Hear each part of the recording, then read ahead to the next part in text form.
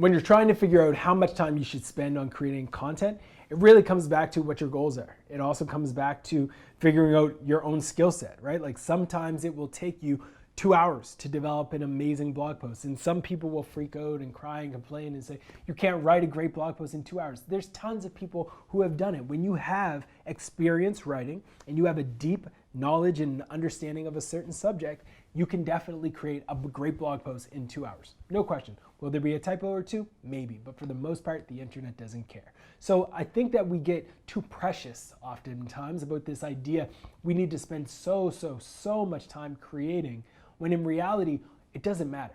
All that matters is that at the end of that piece of content that you are developing, that you can ship something that adds value to the life of the people on the other end of the keyboard. And if you can do that in 2 hours, or you can do that in 8 hours, it doesn't matter. Just do it, get it out there, and then move on to the next one.